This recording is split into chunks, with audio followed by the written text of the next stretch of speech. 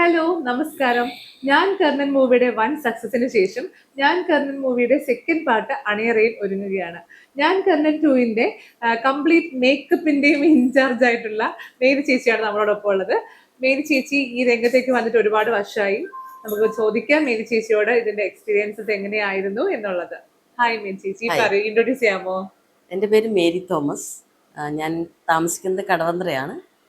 ഞാനൊരു ഏകദേശം 30 ഇയേഴ്സായി ഈ ഫീൽഡിൽ. മേക്കപ്പ് ആർട്ടിസ്റ്റ് ആയിട്ട് വർക്ക് ചെയ്യാൻ തുടങ്ങിയിട്ട് ഏകദേശം ഒരു 8 വർഷമായിട്ടുള്ളൂ. അതിനു മുമ്പ് ഷോപ്പ് ബേസ്ഡ് ആയിരുന്നു. അപ്പോൾ കോസ്മെറ്റോളജിസ്റ്റ് ആണ്, ഹെയർ സ്റ്റൈലിസ്റ്റ് ആണ്. അപ്പോ സിനിമയിൽ ഫസ്റ്റ് ടൈം ആണോ അതോ? സിനിമ ആക്ച്വലി ഫസ്റ്റ് ടൈം അല്ല, ബട്ട് അതായത് ഇത് എൻ്റെ സെക്കൻഡ് മൂവിയാണ്.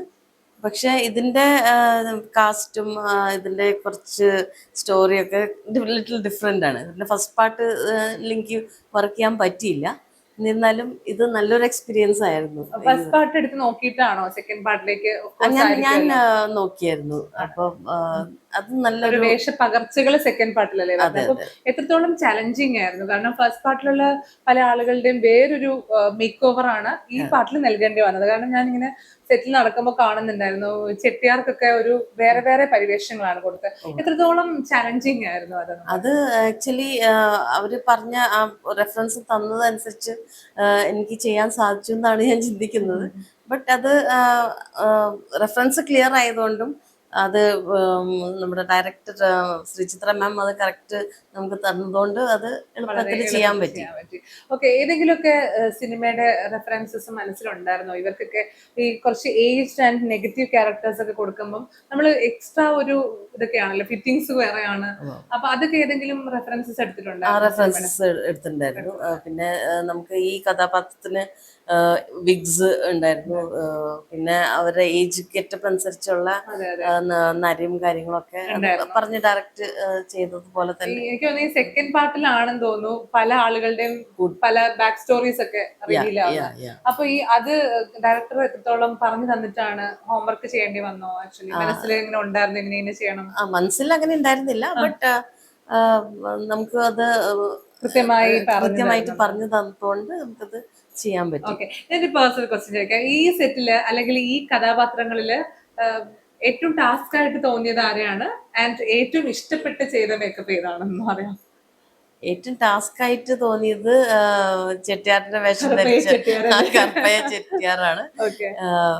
അത് ലൈക്ക് പുള്ളി പെട്ടെന്ന് വേർക്കുന്ന ഒരു പ്രകൃതായതുകൊണ്ട് ഫാസ്റ്റ് ആയിട്ട് ഇടയ്ക്കിടയ്ക്ക് പോയി ടച്ചപ്പ് ചെയ്യേണ്ട ആവശ്യം വന്നായിരുന്നു. ഒരുപാട് വിഗും.